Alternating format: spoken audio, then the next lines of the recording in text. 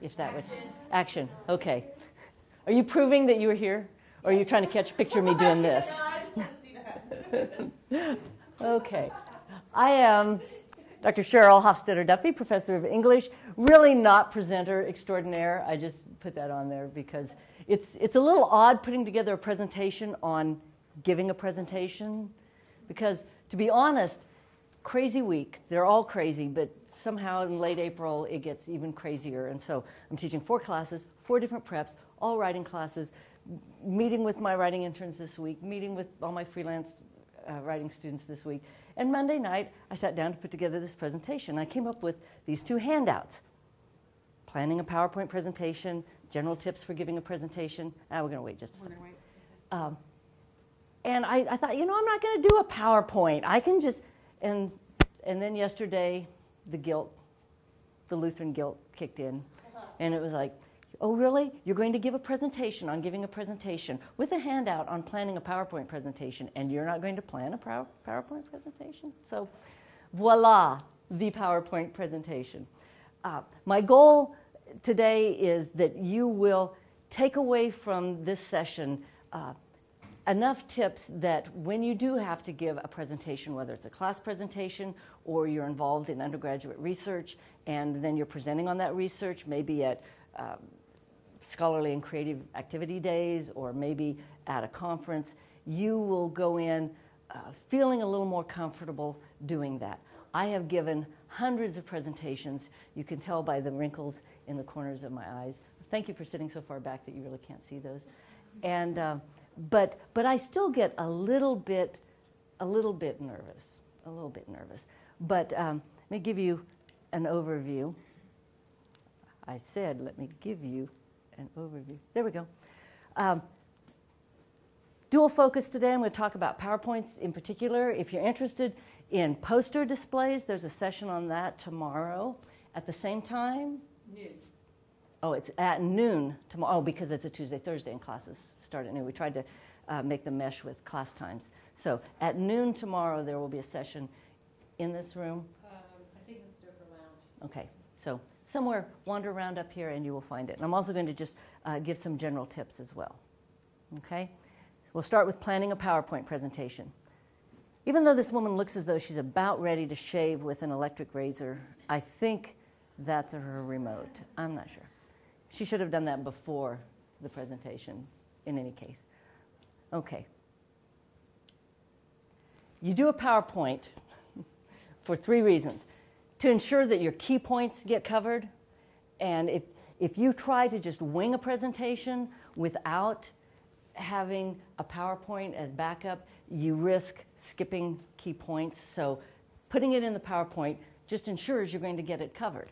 It also keeps the audience a little interested and focused. It gives them something to look at besides you. And that also, I didn't put that up there, but that's kind of another advantage, especially if you're a little bit nervous. Let's have something for them to look at besides you, hitching up your pants or sliding down. It should be easy to follow. It gives you, as the speaker, something to follow and something for the audience to follow. 2 key principles, and I'm going to ask Leslie to hand these out. You've got to organize your PowerPoint. You can't just put together some random slides and call it good. And you need to keep it visually effective and appealing. So we're going to shift to the handouts because, after all, I did do the handouts on Monday night. Before you ever begin, it's like any other form of communication, whether you're writing a paper or giving a presentation, you have to consider your audience and your purpose. What are you trying to do? Are you trying to just inform your crowd about something? Are you trying to persuade them, entertain them, maybe all 3? And once you've decided on who you're addressing, I mean, is it professors or is it going to be fellow college students? And you will probably adjust your humor and your approach. Like, if you were all colleagues, I wouldn't be doing this hitch up the pants thing. Oh, no, it's being taped.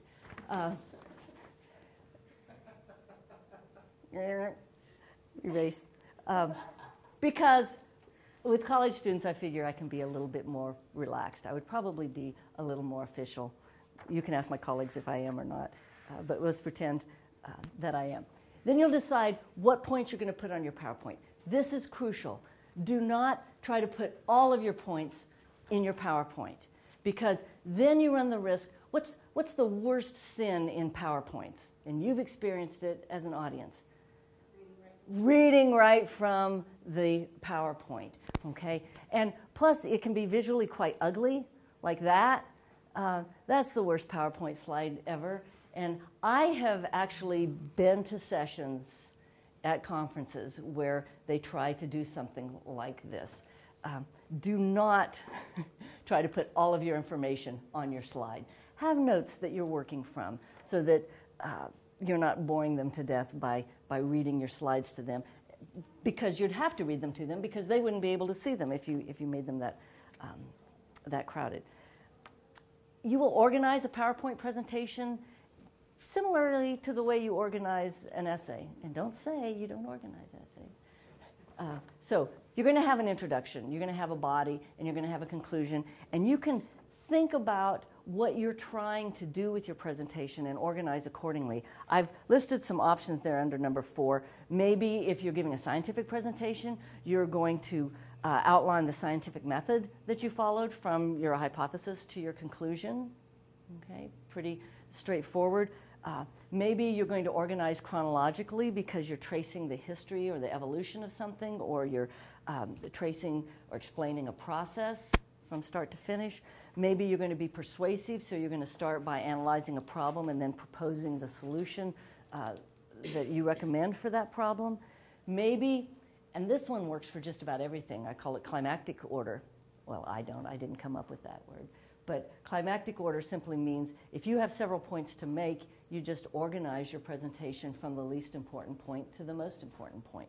You don't want to start with the most important point, because then your presentation has nothing else to do but dwindle from there. So you want to start with the least important and build to the most important. Maybe you'll organize according to the journalist's questions: who, what, when, where, why, how. And then F, here I have, will it, who knows? You've got other possibilities. Welcome, grab your pizza and your pop. Okay. Your opening, as you saw, should include the title of your presentation, your name. If you're representing a certain department or a certain agency, you'll want their logo, or at least a mention of their name on that opening slide. And then for your closing slide, again, depending on the kind of presentation you do, you want to give some sense of closure. And often with a scholarly presentation, that closing slide are the sources that you consulted. So that if you're referencing an article or a book, and people in the crowd are so captivated by what you're saying, they want to pursue that further, and you don't have to read it off to them or tell them, well, email me and I'll see if I can find that citation and get it to you. You'll have that as your last slide in your PowerPoint. Shoot for 6 to 12 slides total. I'm sure I came up with that number somewhere, but I did. Some book on technical communication. The point is, going back to that earlier point I made, that you don't need to put everything in your PowerPoint. No one wants to sit through a session of 56 slides. Okay, here we go, number 52. By the time you get there, you've lost everybody. Plus, you've probably spent so much time putting together a 56-slide PowerPoint that you haven't eaten. So it would be best to just stick to 6 to 12 slides. Limit the amount of text on each slide, hence the problem here. You want to use white space. Try not to exceed 7 lines per slide. And generally you want to use words and phrases, not complete sentences that take up a lot of space. You will be using the sentences when you speak.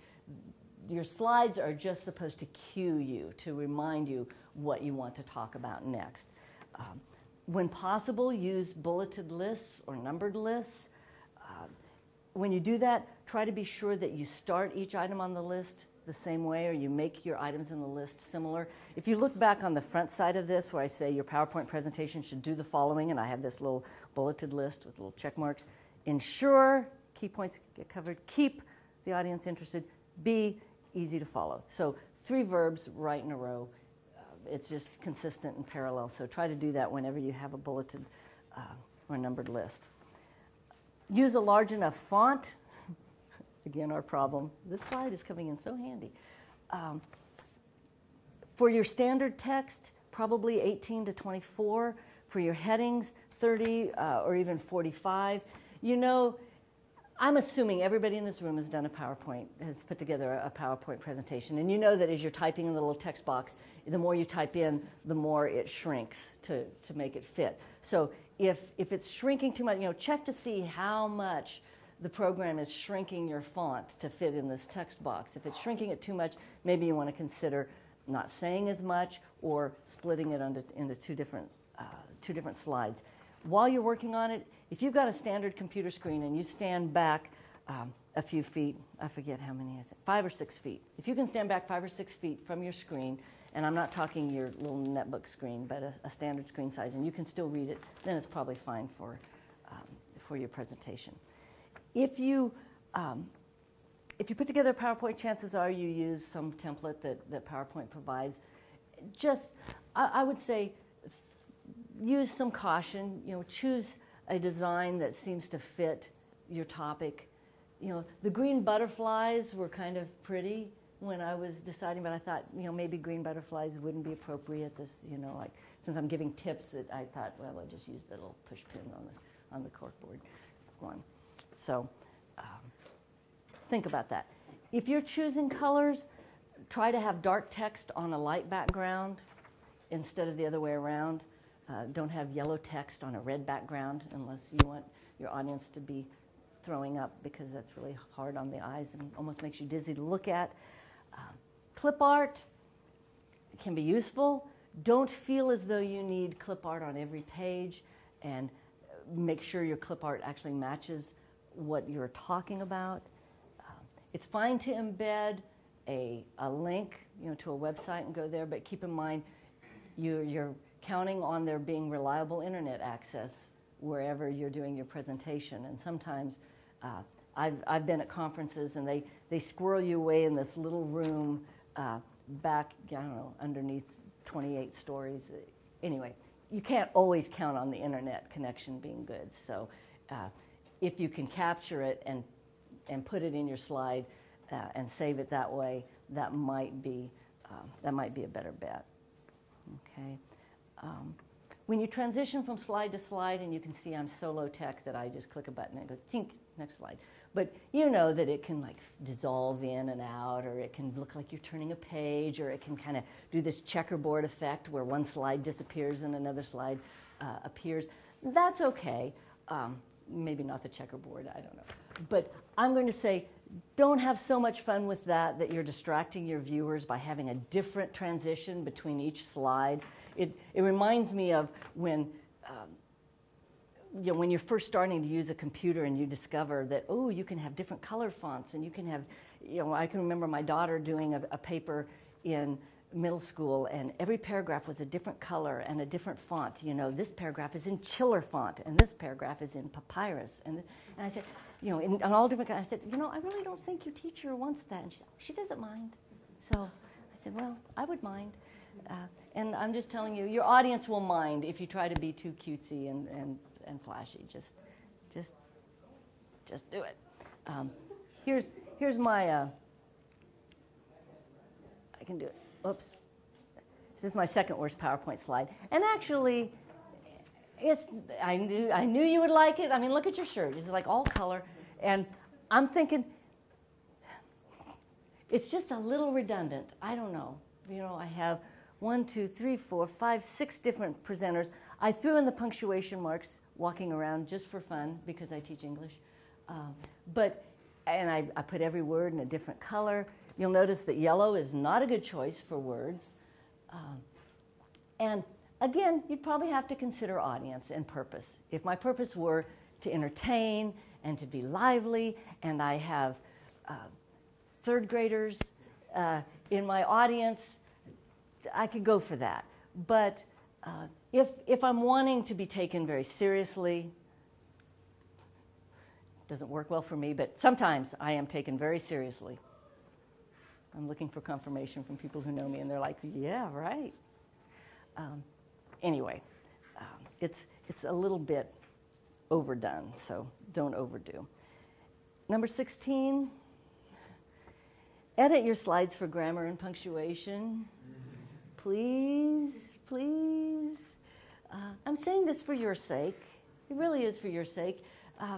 Having a word misspelled that's projected, in size 30 font on a screen, it's like finishing your presentation and realizing, that your fly has been down during the entire presentation.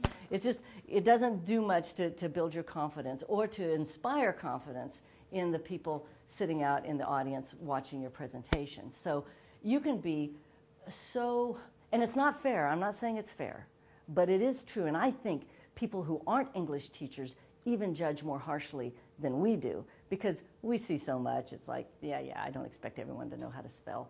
But out there in your audience, there will be people who expect you to have every word spelled correctly and your commas in the right place. And they will talk about your presentation for weeks afterwards if you don't. And you might have had this wonderful theory that you explored and experiments you conducted and conclusions you reached, and what they remember is that you used T-H-E-R-E when it should have been T-H-E-I-R. Can you believe the idiocy? Well, it happens, but don't let it happen in your PowerPoint. Okay, whoops, I was going on the next point here. When you finish designing it, I usually, if I had a 12-slide presentation, I would go to File and then Print. And you can choose, when it says print all slides, you can choose how to print all slides, 1 slide per page, or I usually get like 3 slides per page, and then it has lines out to the side where you can jot your notes. And I use that as my notes to deliver the presentation from, so that instead of always turning my back and looking up at my screen, I can be looking at my notes in front of me.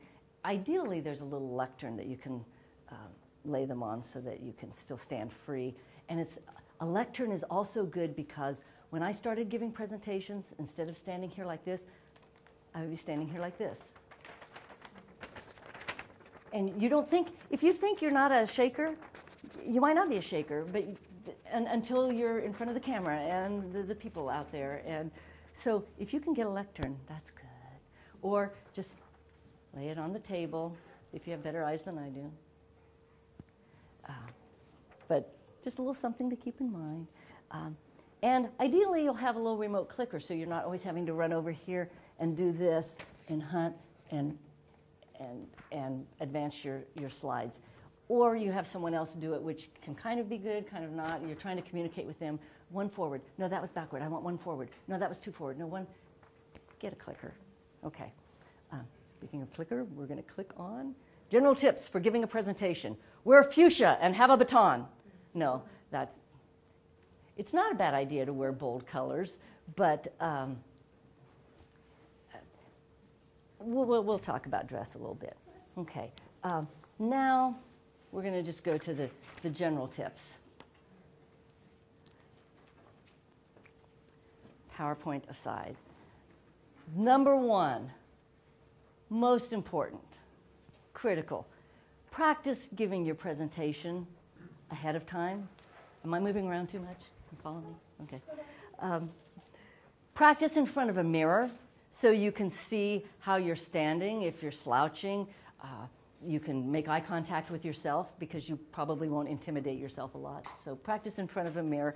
Practice in front of an audience of friends and family, even if you have to bribe them with pizza or chocolate, whatever. Practice with a timer.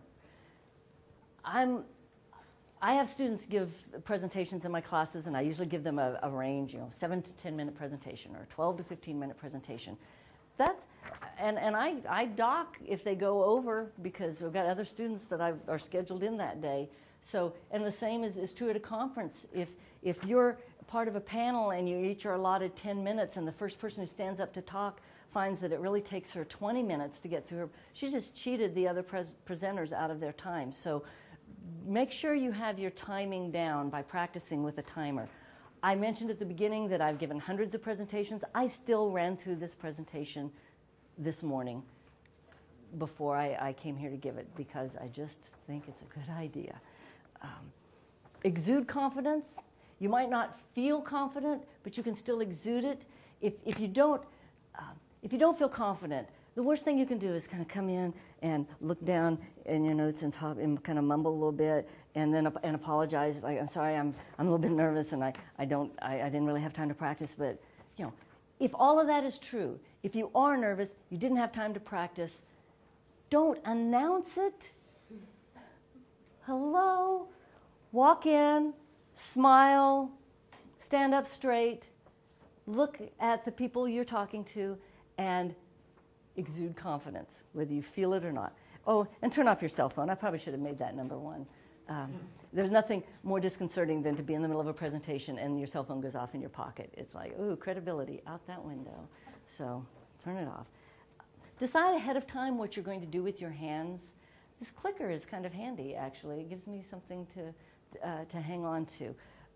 Think of people who know me. Okay, my daughter has told me that I couldn't talk if they wouldn't let me use my hands. So gesturing has never really been an issue for me.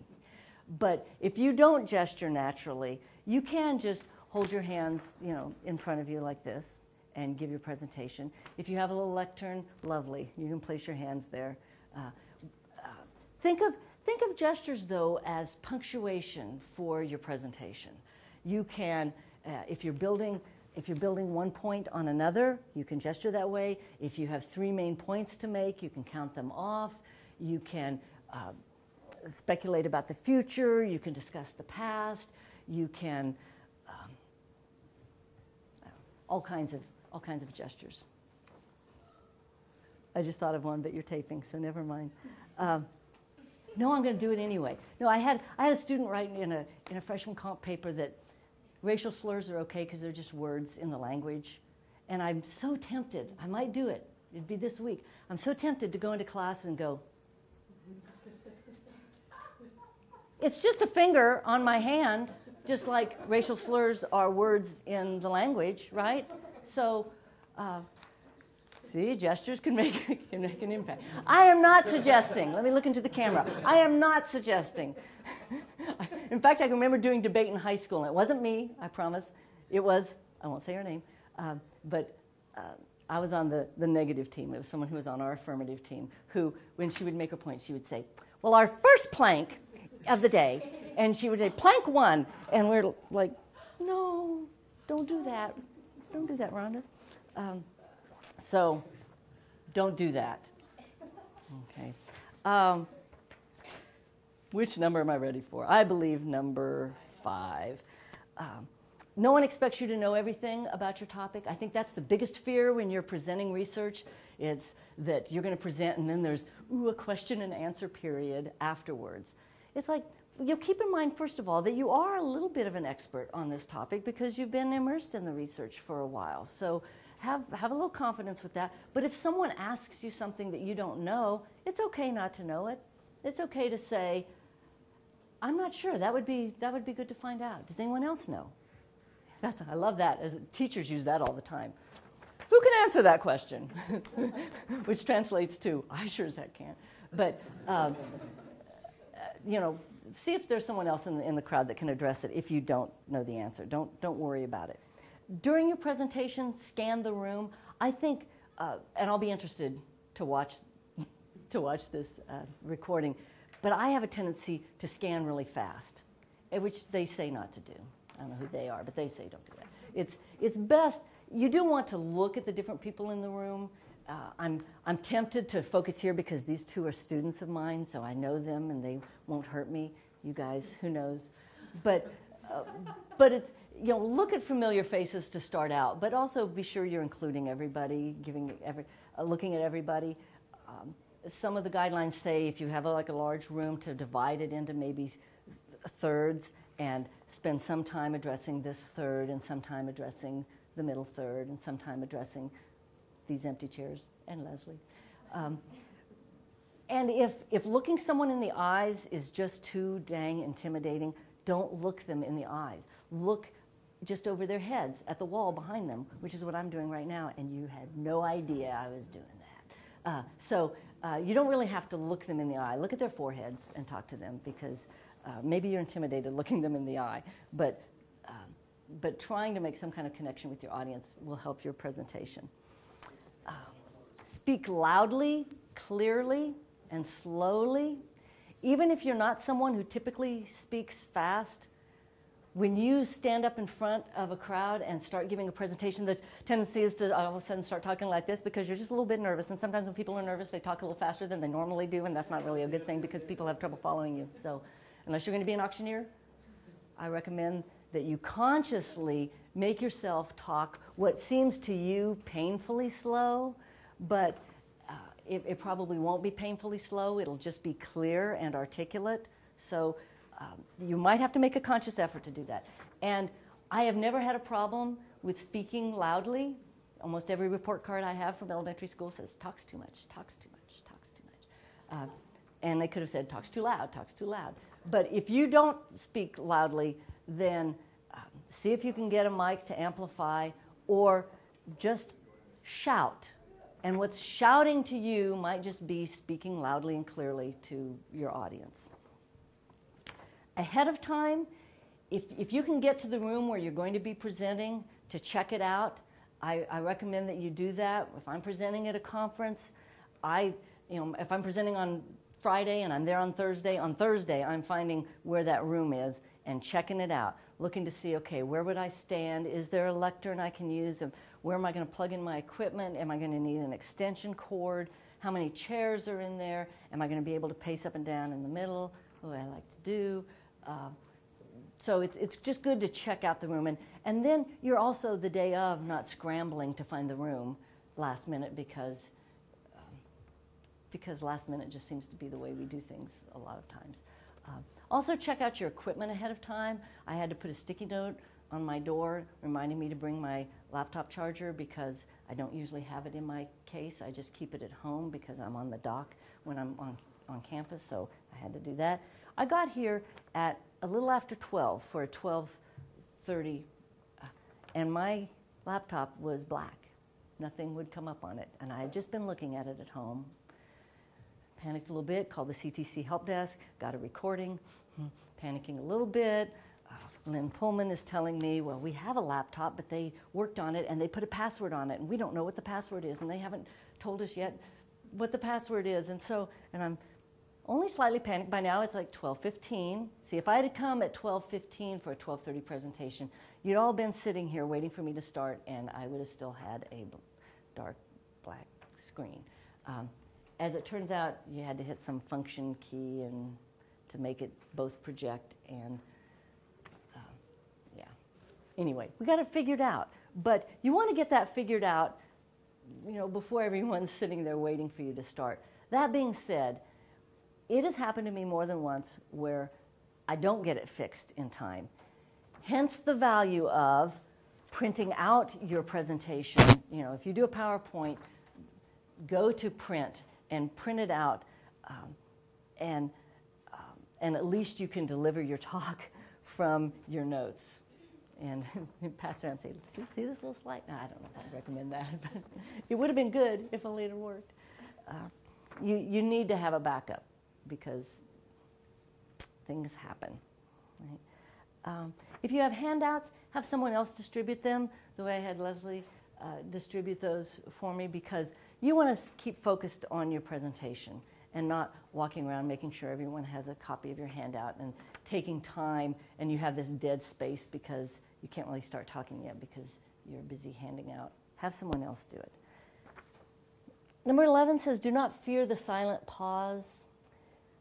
If you do fear the silent pause, you will feel compelled to fill every blank space with or I know this. I'm being very conscious right now not to say or It will be interesting to watch the dang proof and see how successful I was throughout the presentation.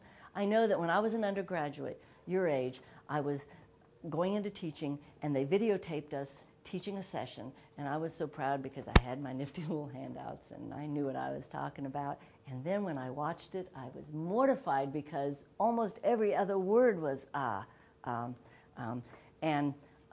number 6 is, so I make a conscious effort. And I think we do that because we don't want silent time. It makes people uncomfortable. But you can have a little bit of silent time when you're looking to see what your next point is. You don't have to say, while you look. See? We're in the home stretch here, backside. Appearance. When in doubt, dress up for a presentation. Fair, unfair, the truth is people do judge by appearance. The moment you walk in, before someone ever knows you, they are judging you by your appearance. Now, I love having options to dress. You know, I can be funky, I can be hippie. My husband says, "Oh, I've got my hippie wife today." And I said, "Yes, you do." Today, I am not the hippie wife. Today, I am the professional, right? So, when in doubt, dress up. And if it says dress casual, you might find out what the person who says dress casual means by dress casual. If you're doing a presentation in a class and the instructor says you need to dress for the presentation, ask the instructor. And if you have an outfit in mind, say, well, I was going to wear khaki pants and a polo, is that okay? Or I was going to wear, you want to be taken seriously, so dress accordingly. I always think a jacket just ratchets it up a little notch. So I recommend wearing a jacket for actually a couple reasons. One, if you walk in and you find out that it's a much more casual venue than you had anticipated, take your jacket off. Suddenly you're a little more casual. Or if it is more formal, you'll be glad you had the jacket. Also, it helps with temperature fluctuations. So I recommend a jacket. Now I have a note here for women. You just don't have to listen to this part. Dressed up should not mean dressed up for a night on the town. This is on here for a reason because I've been teaching a lot of years. I'm saying lean toward the conservative side when you're delivering a presentation. You want people to focus on what's going on from your neck up, right? So you want to walk in and say, take me seriously, not take me, okay? So that means no short skirts, no tight form-fitting tops with plunging necklines. Uh-oh. Yeah. It doesn't plunge very far. No flashy jewelry, bold makeup, big earrings, it's just tone it down, be professional, because this is a presentation. This isn't speed dating.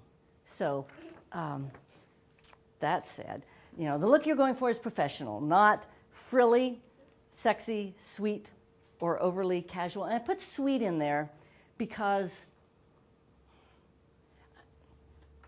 these are pretty serious colors. Imagine this if this were like pale pink, and if this were like white lace, and I was wearing a skirt that was ruffled on the bottom.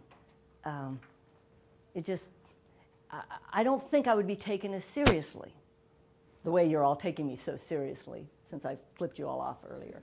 But yeah, think about, okay, professional impact. If someone saw you at a glance, what would they think? You want them to think, professional, if you're giving a presentation. You don't always want them to think that, but when you're giving a presentation, you do. Pay attention to details, iron those slacks, clean your fingernails, polish your shoes if they're scuffed up. And I realized there's maybe a difference between a 25-point presentation in one of your classes and you're interviewing for a job and they've asked you to give a presentation as a part of your interview. That happens quite often, especially when that's the case. You pay attention to details. And speaking of shoes, can you focus on the shoes? Here, the shoes. The shoes are very sensible pumps. It's probably not sensible to put them up on the table like that, but They're closed-toed. I'm not wearing sandals. They're black. The heels are sensible, stocky heels. I'm not wearing spike heels, so then I'm up here, wobbling on my shoes, or again, looking more like I'm ready for a night out on the town than to give a presentation. So, especially if it's a high-stakes presentation that you're doing. The higher the stakes, and getting a job is pretty high stakes, the more conservative you want to be. I can honestly remember very early in my career, it was in the 80s, and I was teaching at Colby Community College, and we were interviewing for an instructor position. And the woman came, I can still see these shoes. They were like light blue plastic pleather sandals with, her bare toes showing. And I just thought, you're going to be a college instructor. I mean, I think it would be perfectly okay to wear those if you're teaching a summer class after you've gotten the job. But before you get the job, dress conservatively and dress professionally to get it. Okay, that being said, dark colors, I already talked about colors. And finally, you want to look professional, but you also want to be comfortable. So I almost always wear knits. I mean, these pants, they've got some give. This is comfortable. I can move in it.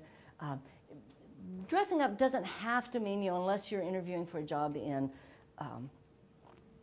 banking, maybe you would want to wear navy or black matched suit, meaning your jacket matches your skirt or your pants. That's the ultimate in conservative professional attire. It doesn't have to be quite that stiff and formal. But I actually wore this to present at the Kansas Association of Teachers of English last fall, and it's very comfortable to move in. It's almost like pajamas, really, but professional looking pajamas. Okay. If you follow this advice for putting together your PowerPoint and delivering your presentation, you will, oh, dang it, I have a punchline coming at the very end, but I do want to reiterate the importance of practicing your presentation beforehand. Especially if what you're giving is a 10-minute presentation. I mean, I ran through this presentation really just once because it's a fairly long presentation, and I don't have that kind of time. But I did still run through it once. So practice. If you're giving a 10-minute presentation, you should run through it 2 or 3 times at least before you present it for a grade or to a group that during research and creative activity days. Should you follow this advice, you will, oh, come on, don't do this to me. There you go. You will achieve presentation Nirvana. Oh, okay. Questions? Do any of you have presentations coming up? They do in my class. Okay, and now, boy, what am I expecting? No. He's expecting presentation Nirvana. Presentation Nirvana, indeed. Okay. Thank you very much. I told you we'd be done about 1:15.